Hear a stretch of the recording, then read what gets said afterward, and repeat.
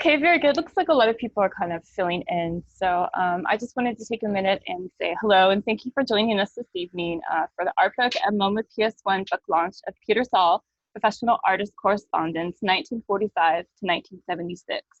The panelists for the discussion tonight are Peter Saul, Aaron Curry, and Dan Nadel.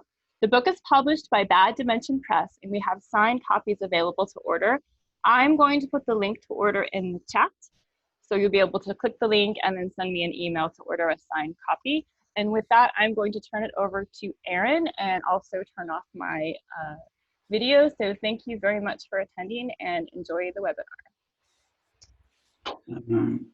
Well, hi, thanks for joining us. This is well, me and Dan are the Peter Saul fan club, or originators here. So I thought my name is Aaron Curry, and I'm an artist, and I published this book. I've been publishing, a few books over the last few years, and this has been, as a publisher, this has been a dream come true for me. So I decided I would like kind of give a little background of my relationship to Peter and his work. I moved to Chicago in 1991. I was about 18 or 19 and didn't know much about art, but I wanted to be an artist, whatever I thought that was. And I'd seen, Picasso and Dali, and but I wasn't aware of, modern art as much beyond that. But as soon as I got into Chicago, the first week I started, I went to where the galleries were, which was River North, and it was late at night, so they were all closed. And I remember walking down the street and looking down into a gallery that was in kind of a basement space, but a large space, and seeing one of Peter's paintings. And I didn't know what it was.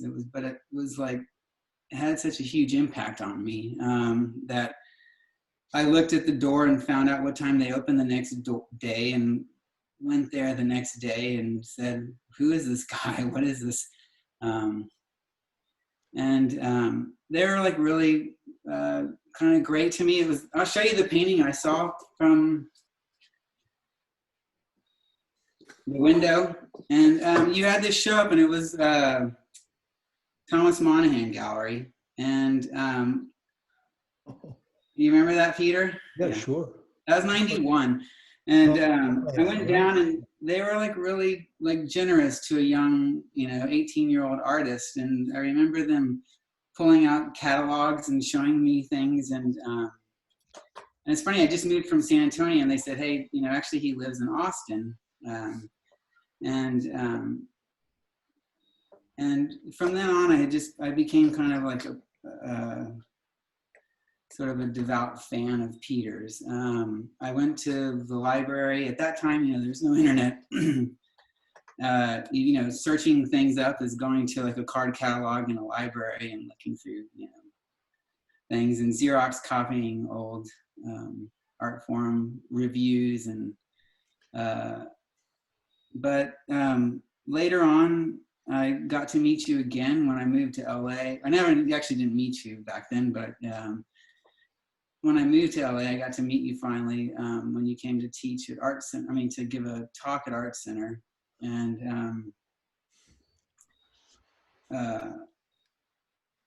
then later, as I sort of like entered whatever, the kind of like world that we kind of live in, is that I was able to kind of establish a relationship with Peter, and this book has been really great. And I guess what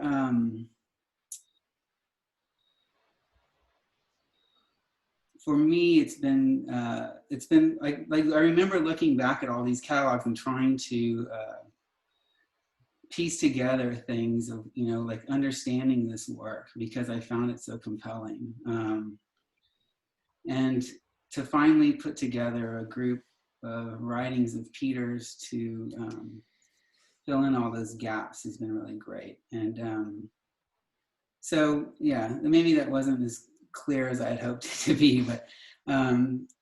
But so I want to introduce Peter Saul, who is, probably my favorite artist and somebody that I've admired for a very long time.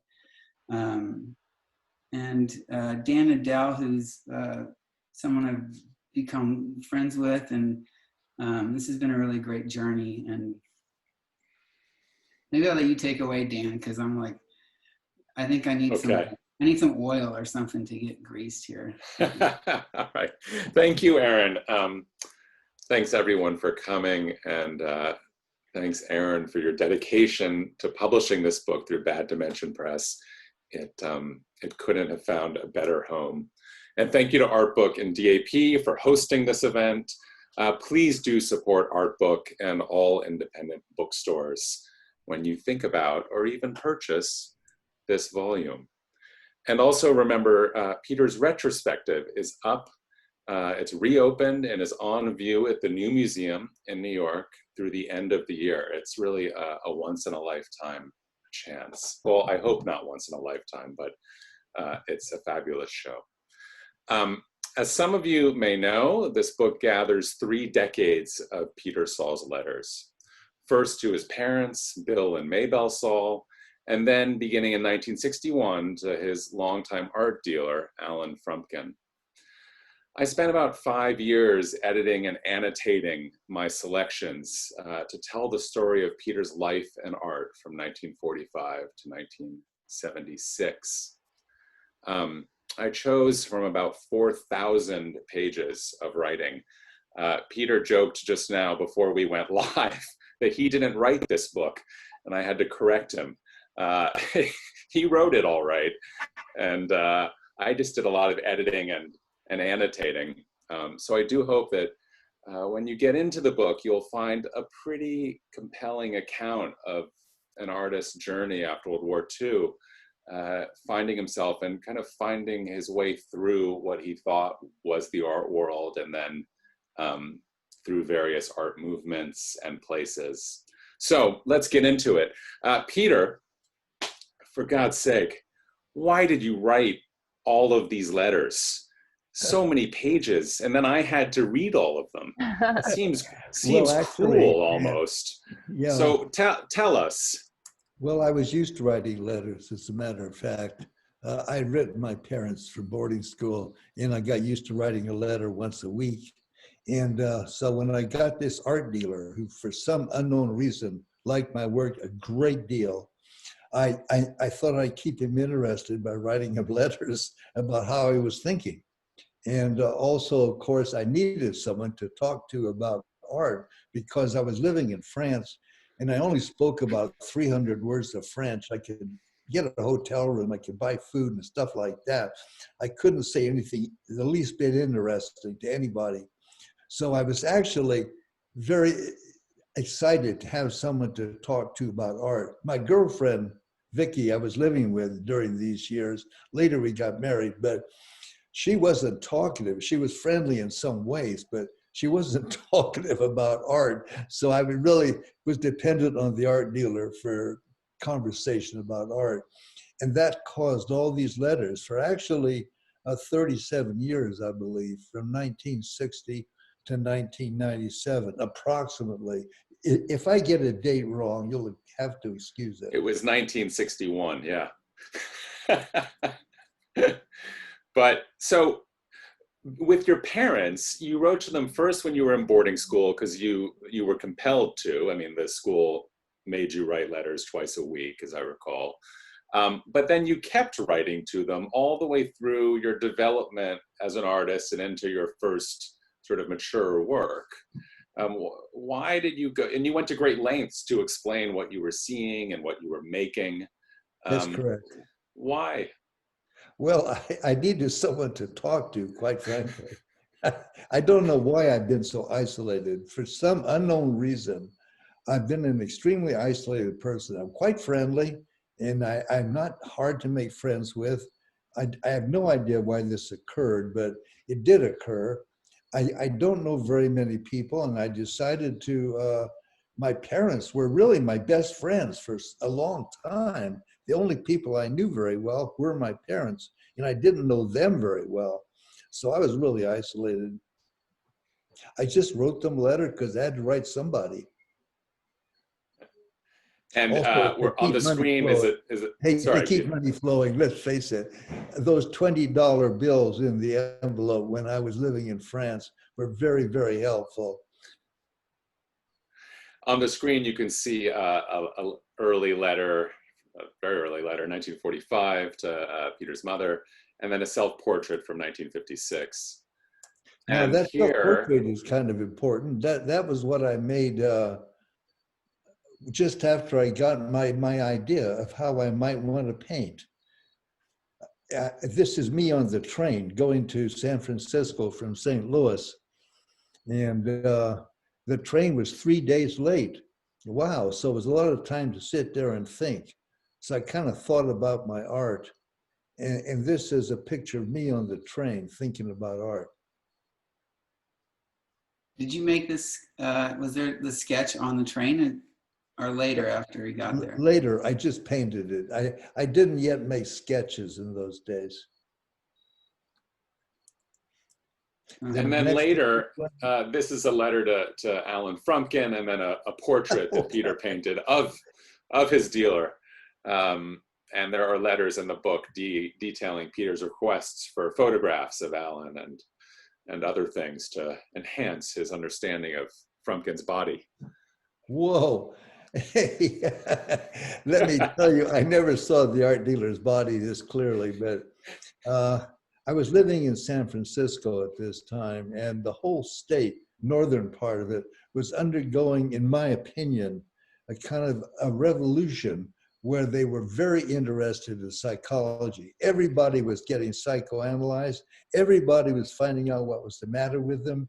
And they were finding out they had long repressed urges and had been molested as children probably, and all kinds of other things.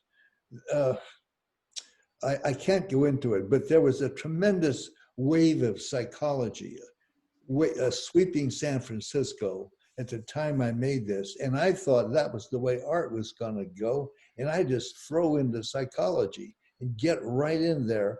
I just made it up. I had no excuse for anything I did. I just did it. I considered psychology the fourth thing. You had color, line, shape, and psychology. I hope he didn't mind. Too bad, you know. I mean, I don't know how I would feel now if I was the art dealer.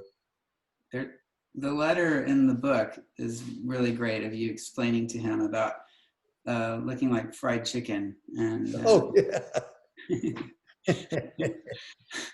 Well, it is true. You know, the art dealer had me at his mercy. I mean, from the moment I met him, he decided to buy my work and show it. And he kept at it for 37 years, which is quite remarkable, until he retired.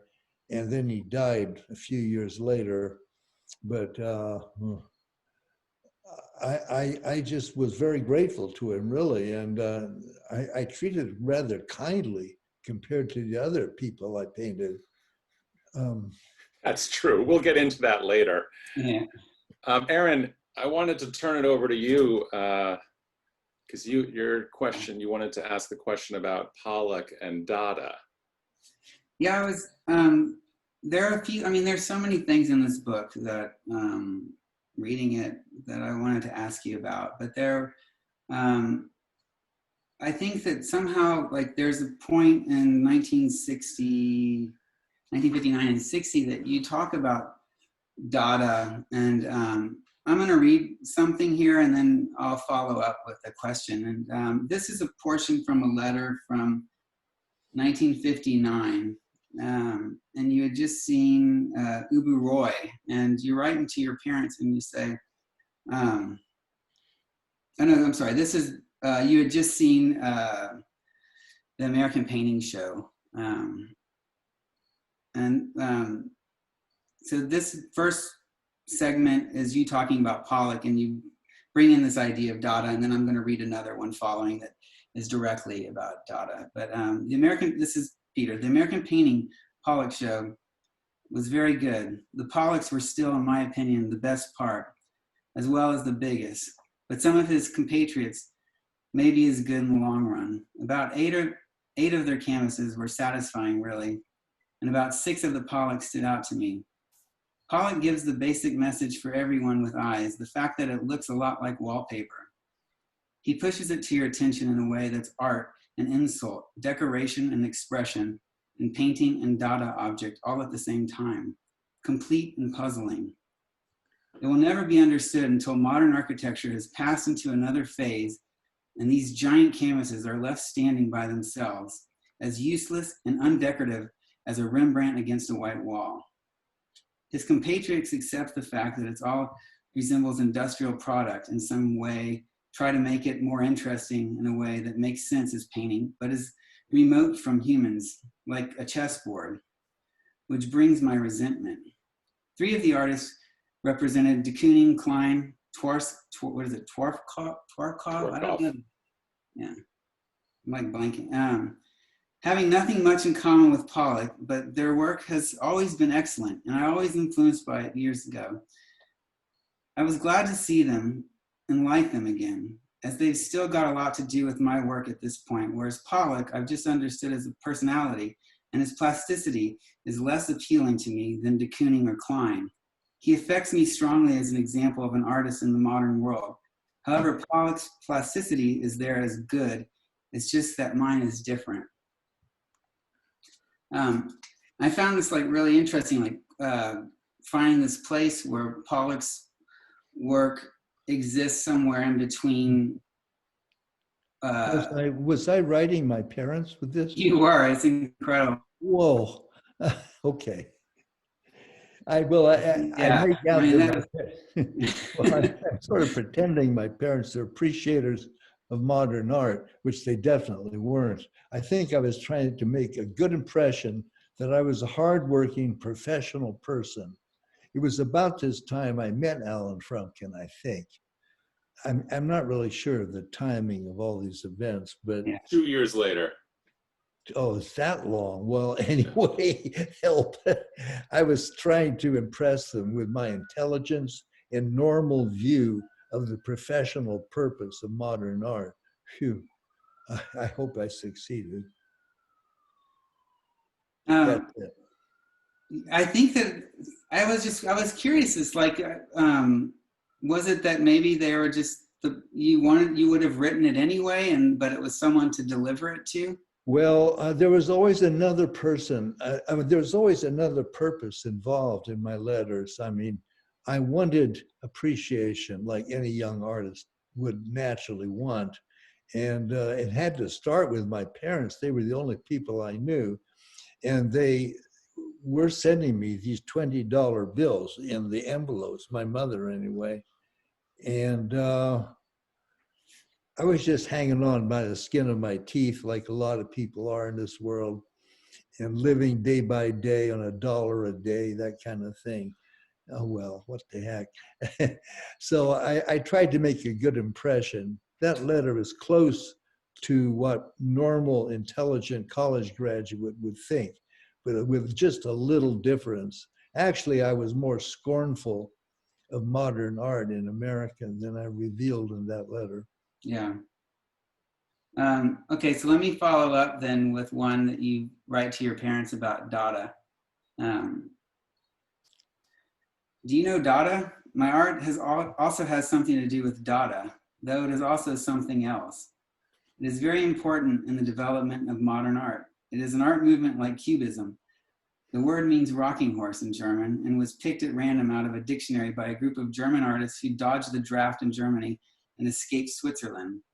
This was about 1914. As you know, World War I was much more of a shock to art than World War II, sort of the ending violently of beauty as an ideal and all the traditional aesthetic values.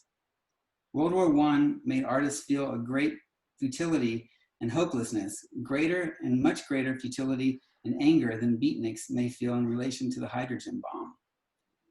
So in 1914, these artists, writers, painters, etc., banded together, called themselves Dada, the senselessness of the name equaling the senselessness of the world as they saw it then, and dedicated themselves to making together an art.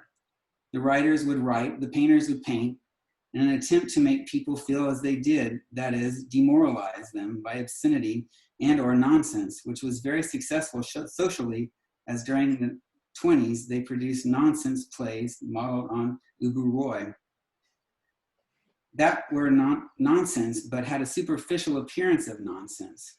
It ordered to act on people strongly and demoralize them, and were very successful in that respect, demoralizing and enraging the people who saw them.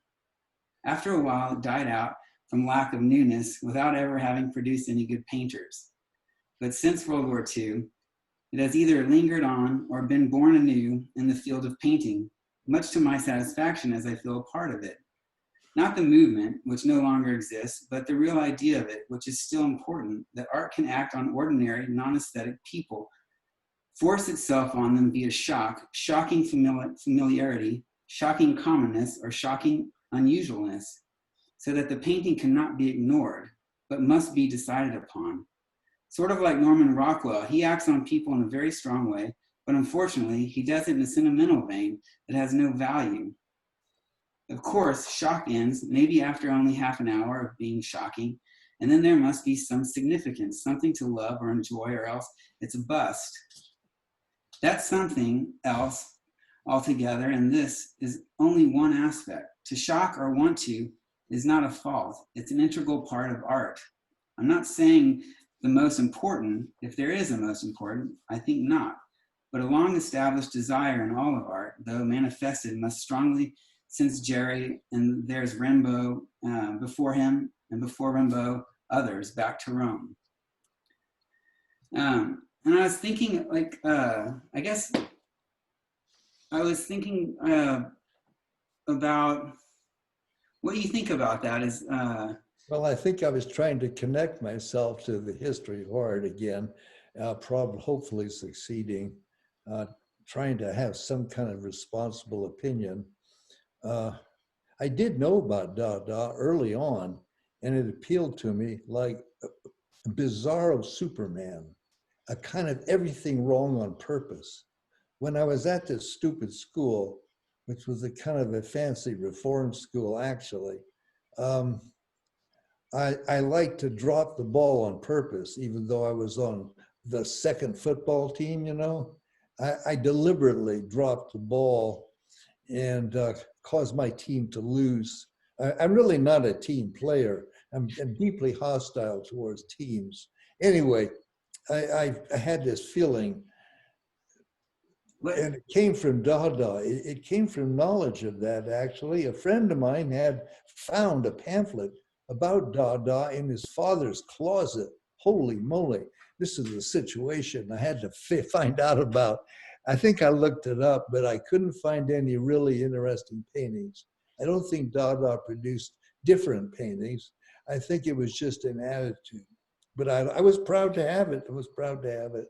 Yeah, I was wondering, like, because there is a point later that you talk a little bit about this, that Dan put a note in about this idea of, like, you talked about seeing graffiti in the subways of Paris. Yeah. Like cunt or fuck, or there's a dick, or, you know, something aggressive, and in a way to grab people's attention, which, you know, could also repel them, you know. But I'm just wondering, like you said in that, it's like, well, once you have their attention, do you have, like, what do you do with it after? And well, I mean, I don't know exactly what exact time this letter was written, the Dada letter. When was that? Do you have a date? Yeah, that's a ways back. But 1958. Oh, golly. You were young. I was just putting together my art style at that point. And if you have these pictures on the screen that I see, I was putting in stuff that I felt should be there, but were not subject matter wise. I mean, I was interested in putting in things that hadn't been used up visually, like Donald Duck, sex, World War II, crime, electric chair, stuff like that, food, toilets. things, whatever I could think of. I sat there in the Dome Cafe in Paris and thought of these things and decided to put them in my picture. I was a heavy smoker. Cigarettes played a big role. Whatever I could think of that wasn't there. In my feeling, art at this time was very, very strict. I didn't know anybody who was concentrating on content, on what goes into a picture, subject matter wise. Every human being I'd met so far was concentrating on the basics in a very serious way, like they were, you know, involved in color, line, form, at the most, surface, brushstrokes. Do they go this way or that way? Frankly, it wasn't very interesting to me, and I didn't see how I could do it and get it anywhere. So I was making my art style out of content. And I started, I mean, I already liked the wrong kind of art better. I liked Salvador Dali more than I liked Jackson Pollock. But you couldn't say that to people then. They weren't ready to hear that kind of thing. If you said that to someone, the person would say back, Peter, you're too intelligent to think that. Please stop kidding me. Let's have normal conversation. I mean, it wasn't an answerable thing. It was just plain bad, like as if you said, let's have more car crashes. Okay. I mean, in your letters, you profess a great admiration for Francis Bacon and oh yes, whoever's got content. Yeah, that's a lot of content. Well, people with content that wasn't there before, I went for in a big way, and I still do, just to a great extent. I mean, I'm older, but I still do. In any case, I couldn't foresee the future. It appeared that the interest in the mechanics of art was there to stay forever. No one I knew had shown any interest in content. Right. It wasn't until a couple years later when you met Mata, and then the painter Mata, and then after that, Copley. Yeah, I got going. And Frumkin, and then you began, and Irving Petlin. You spent some time with. Yes. All of this is reflected in the letters, and you began to kind of find a group, not a group, but individual artists that you could relate to somewhat. But the other thing I was struck by in the letters is that with paintings like these, you would enumerate their contents to your parents, or to Frumkin. You'd say, there's it's sad that I didn't know anybody else, quite frankly. I mean, no, but what I wanted to ask was you would enumerate the contents in almost in list form and kind of a narrative form, but you would say this might mean, this is an anti-war painting, or this is about how money funds war. Did you want the viewers to take away that reading? After that half hour of shock, did you want them to pull that reading into it? Well, apparently I was saying something that I believed in. It's been a long time, quite frankly, and I can't answer for everything I said. It's only 60 years ago, so I don't know what to say, really. My memory of the word shock is that when I first showed pictures, probably 59, in a group show of some kind in Paris, journalists interviewed me and said, "Why do you want to shock people?" And by the time I'd heard that a number of times, and we're in the 60s, I kind of made it my purpose to a certain extent. I mean, so many people asked me why I wanted to do it, that I began to try and think of a good reason why I wanted to do it. I wanted to make journalists happy, quite frankly. I hope they'd write something. Is that true, Peter? Really? Well, I mean, sure. so did you began to tell yourself that you were meant to shock people? I mean, did you kind of buy your own, right? Well, I mean, I just said it. It's a harmless thing. I mean, you just say something, and then that journalist goes away and another one comes along. There's also like the other side of, like, your paintings don't look like anybody else's paintings. There's a formal quality, and the treatment with, of your paintings it really, looks like nothing else, Well, that's great. Yeah, I mean, I can see, like, maybe the painting behind me, there's like some dolly sort of like arm thing, that you try to sort of like make associations with it, but I don't know. I feel like for me, I've always found that there's like the content and what it's doing visually, and because it's hard to read from the scale of them, but the scale can actually play a big role in how these paintings function in real time. Well, I'm very pleased with your attitude. Actually, Plastic Man helped me a lot. The comic Plastic Man, I remembered that. Yeah. And of course, Crime Does Not Pay comics. These are things that I was sitting there in the Dome Cafe in 1958, and they were popping into my mind, if possible. If I didn't get to them right away, I got to them a little later.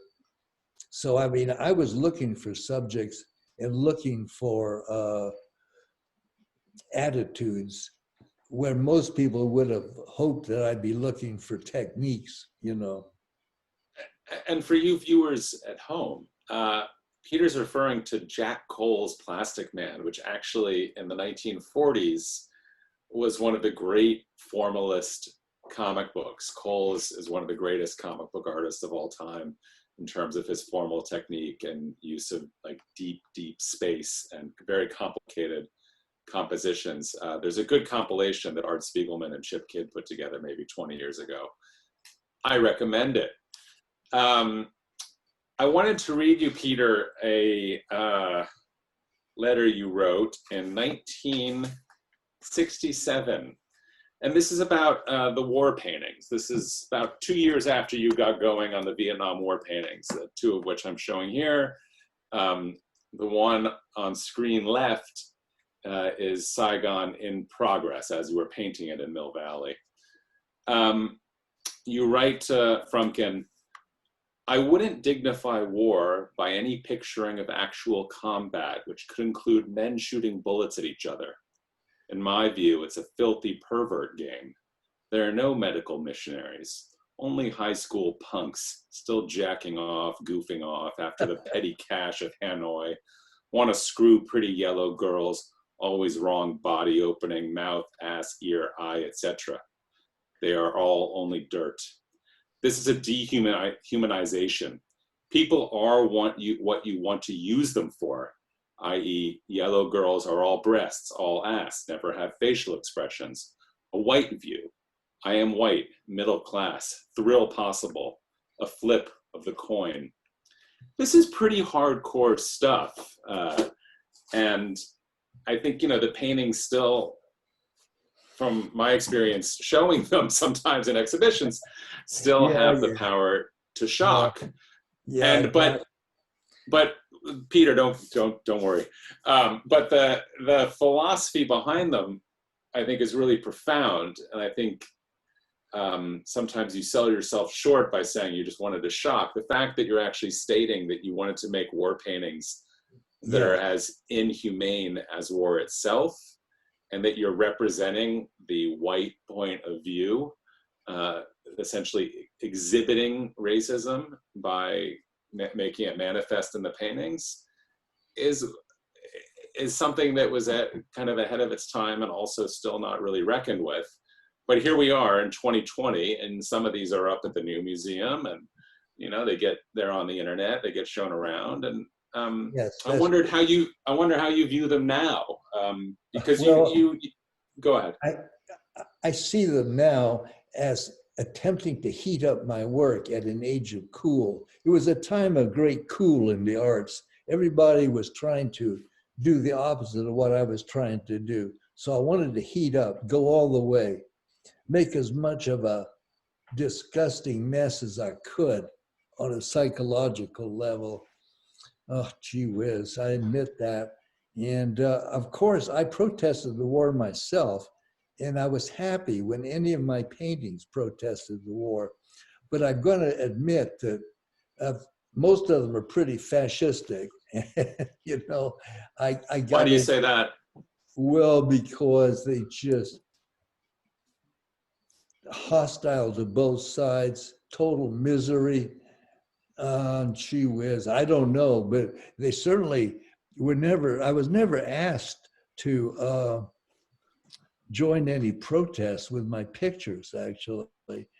I mean, everybody was protesting the war. I didn't meet anyone who was in favor of the Vietnam War socially. I was living in a liberal town, but on the other hand, the only reaction to my paintings was sort of psychiatric, like something's the matter with you. Because I think in America, people associate the artist with the picture completely. I mean, you're not allowed to do fiction, but I do fiction. I like it, and I'll make up anything. And for some reason, the job of the picture is to be interesting to look at when it's finished, not to present the artist exactly. I mean, as a writer, I would just write fiction. And as a painter, I paint fiction. And without knowing much about what I'm doing, I just do it, quite frankly. It's a free country. I just do fiction, history, But war, all kinds of stuff. but by the mid 60s, you knew what you were doing. I mean, you were very accomplished. When you left Europe, you'd had 12 solo shows. Yes, By but you know, 19, I never inquired to what happened to those shows, really. I mean, I got paid usually, but I didn't really know of any reaction. right.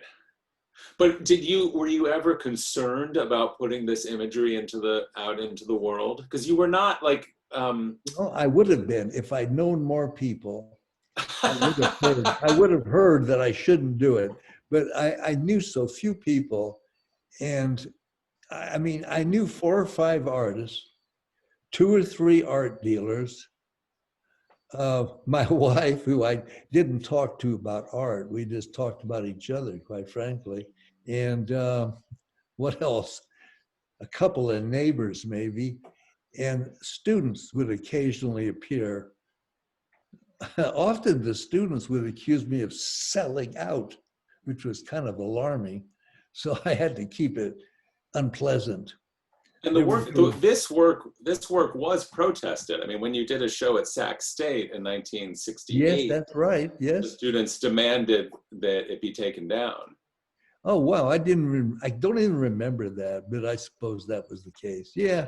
Well, you know. Oh, that's right. I did get some reaction from students. Yeah, I did. I got some reaction.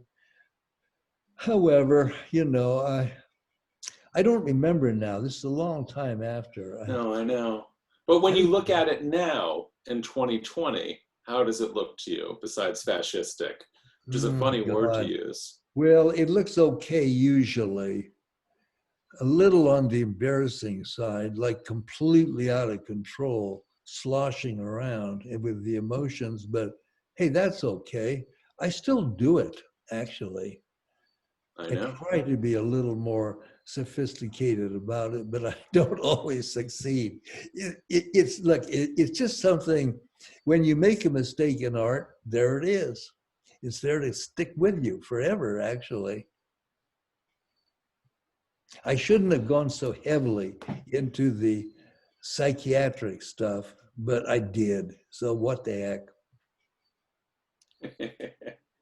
It turned out okay in the end. I hope so. Right, right. Oh geez, it's 7:43. We wanted to talk a little bit about your art world portraits.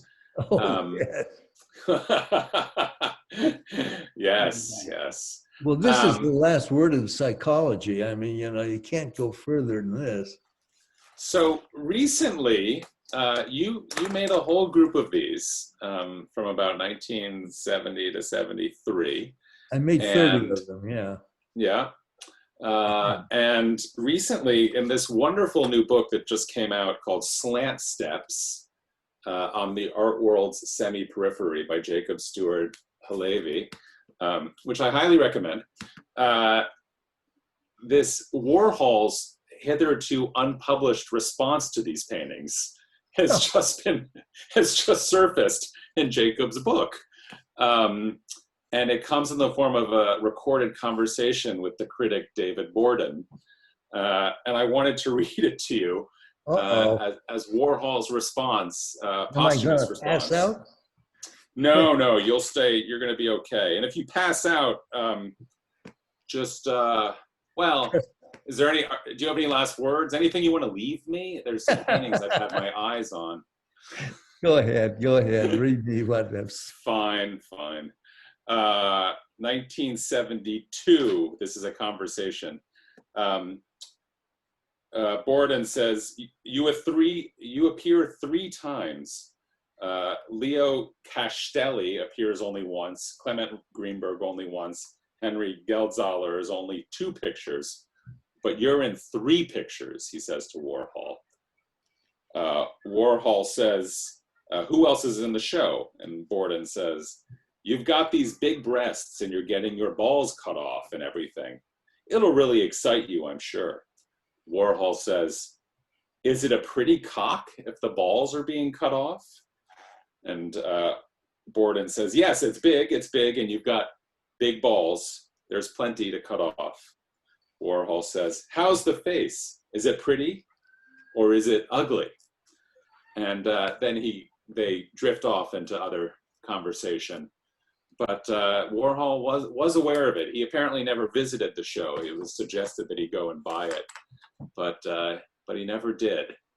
And some of us think these are some of your best paintings. Well, it's true. They recently, people have recently said they like them. I'm quite surprised, but that's good. That's good. I mean, I like it when my work is absorbed into the art field. That's great. It's great. Did you actually feel like this was a dangerous thing to do at the time? No, you exhibited these both in Chicago and New York. You were really making a point. I didn't feel any danger in it because I made a big mistake in just because psychology was sweeping the Bay Area, San Francisco. I thought it was going to sweep the whole country and these pictures would be understood as just a beginning. But no, things went back to normal. So we're right back where we were, which is better, frankly.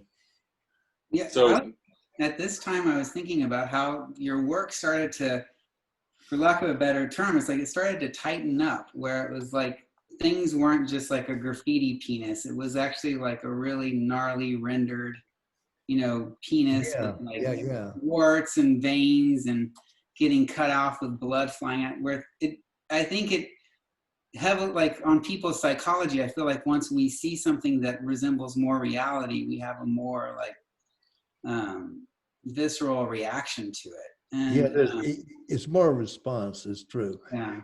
Well, okay, good Lord. I've got to get busy in the studio. An idea came to me just a day or 2 ago, which should be not as far out as these, but in the direction of, my marriage is happier than yours. 2 women competing for marital happiness. But anyway, I haven't even made a sketch yet, but I'll make a picture of that and we'll see. We'll see if it competes. Well, it won't compete with these, but it is somewhat compete. Oh, there you are, around a little after this time. Yeah, well, gee whiz. Okay, this history.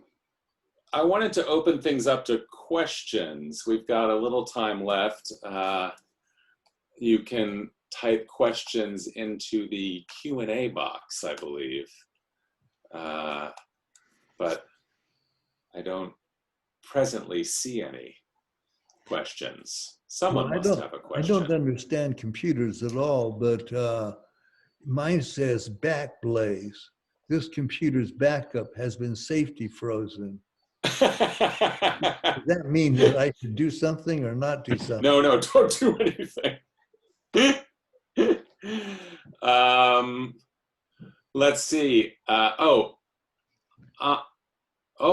There's a number of questions. Okay.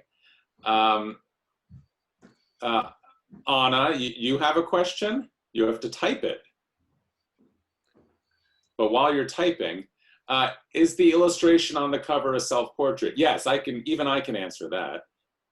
It is indeed a self-portrait. If you open up the book, which I should say, Brian Rodinger, the ingenious designer, designed this book. And he and Aaron really came up with great ideas. So if you open it up, Aaron, maybe you want to demonstrate.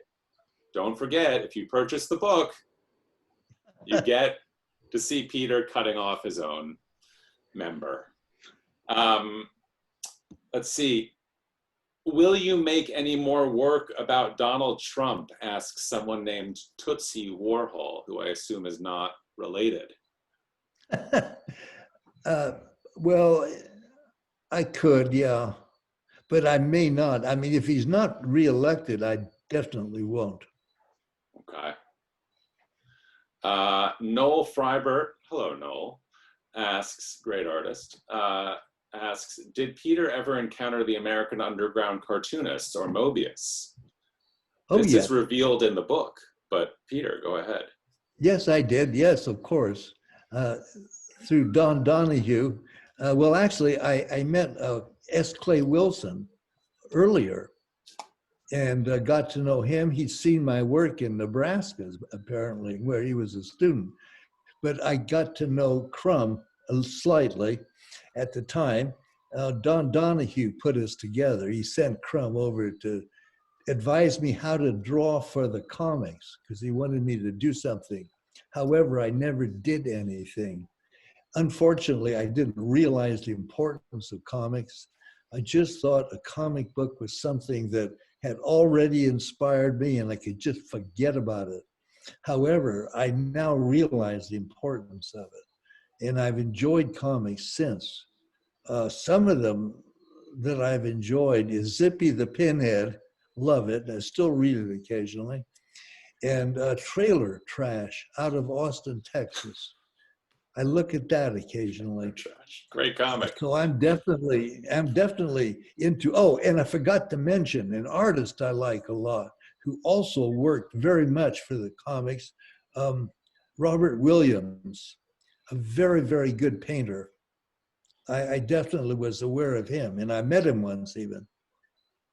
Yeah, wonderful, So, yeah. Incredible painter. You're talking about D.A.P comics, right? I'm talking about, yeah, it's a little,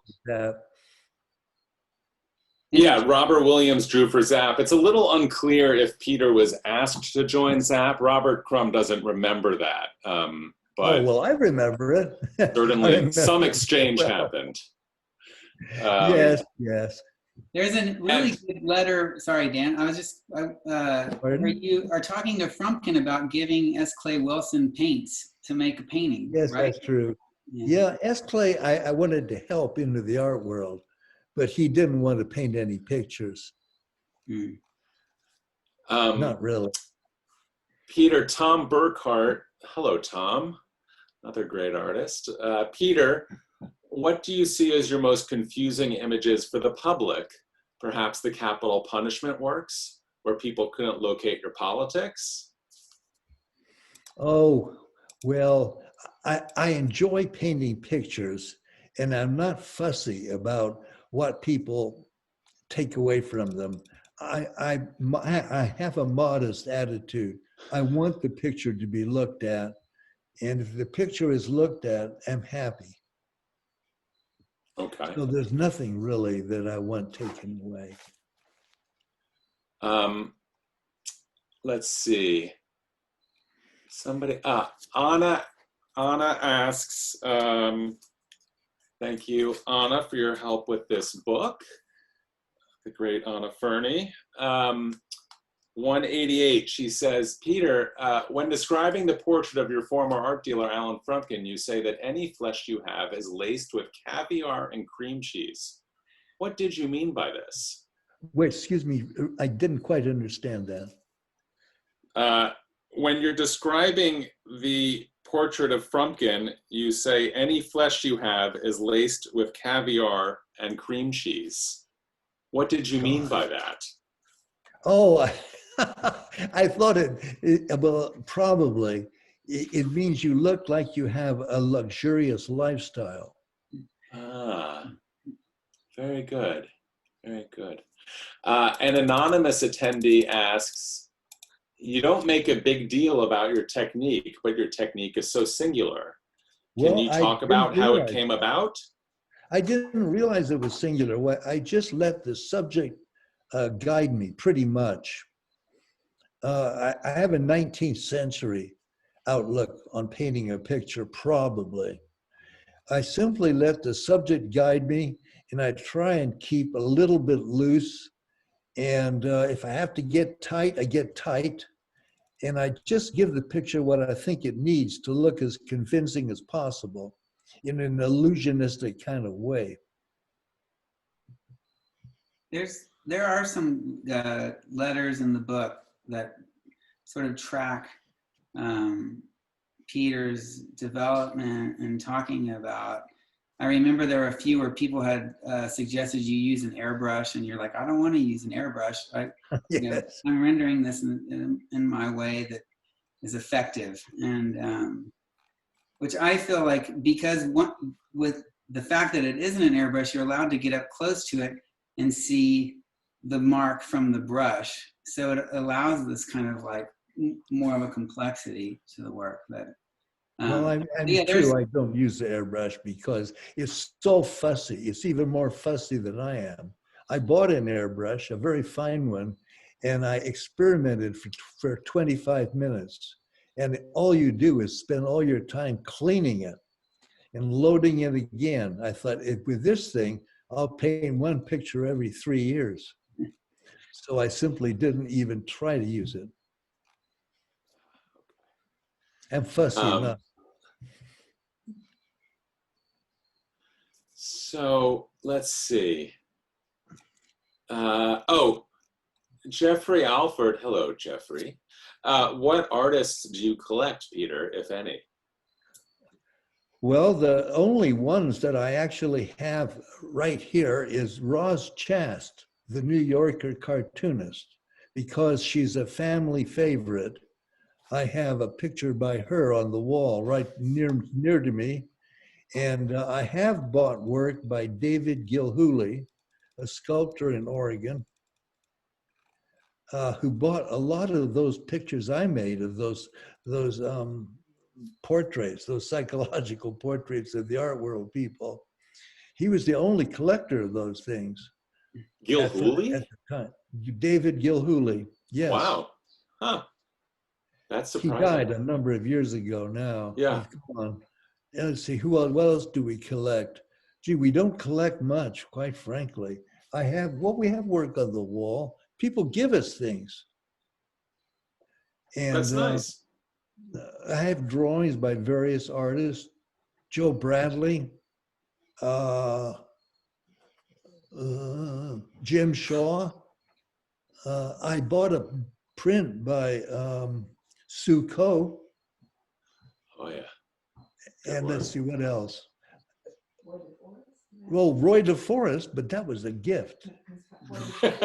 Okay. Speaking of West Coast connections, you traded with a lot. I traded with a lot of people, as I'm reminded. Did you ever, so Eric Sack has a question. Some say that Oyvind Fahlstrom was too political to be more commercially appealing. Did you ever have concerns that your politics might affect the saleability of your art? Probably, but I would not have let it affect my thinking very at all, really. It would have been just not correct to let saleability enter your mind.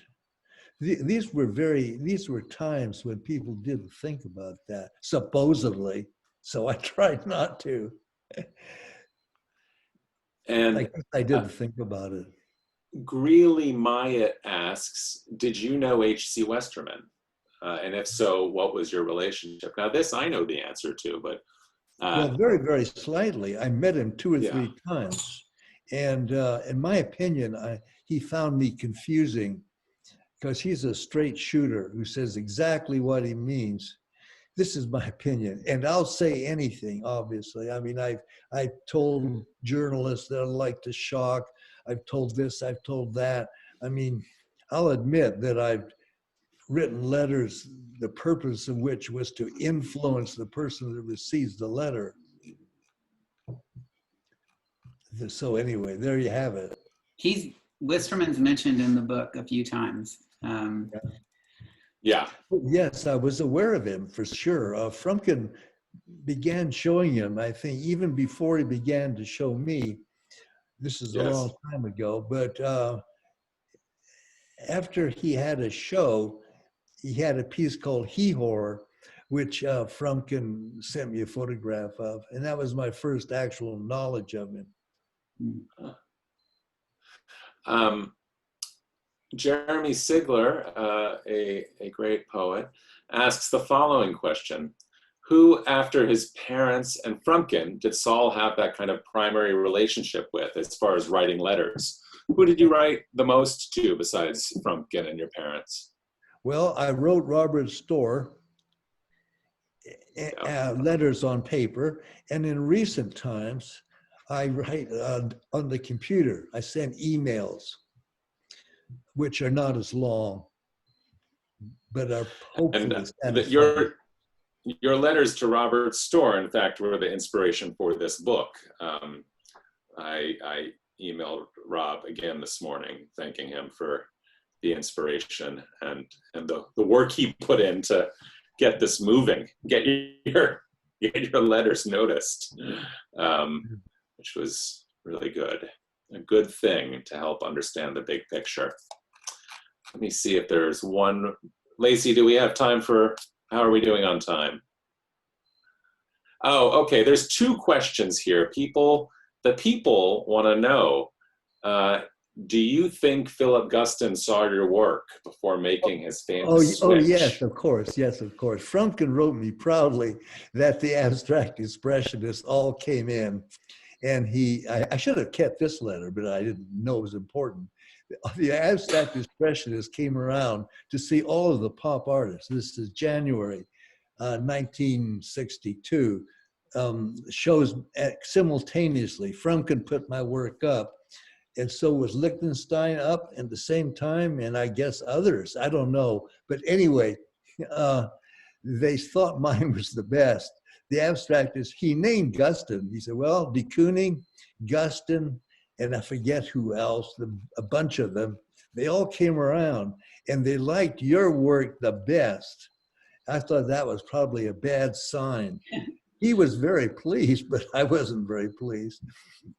So that was the actual occurrence, yeah.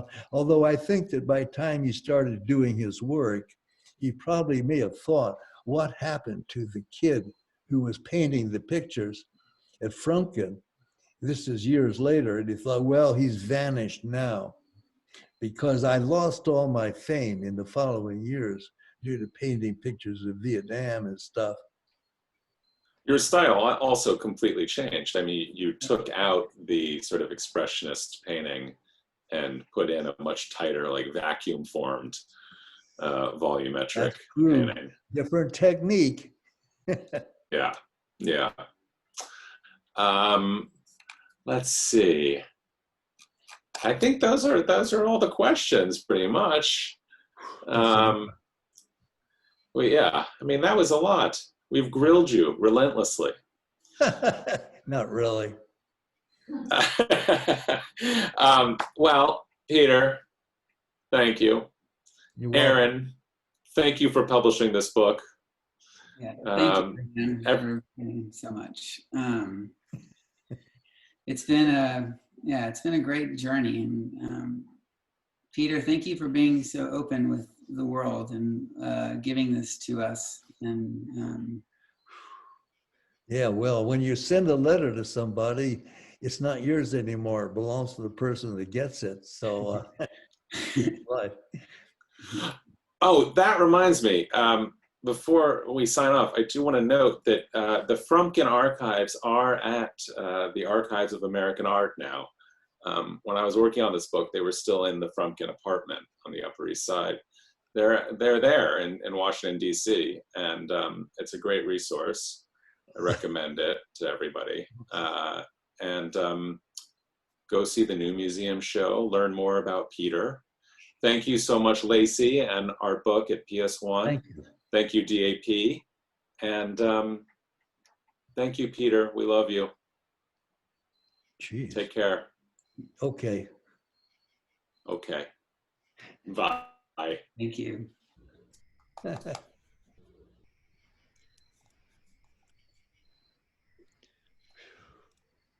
Phew. How do we sign out? No, nothing. Bye.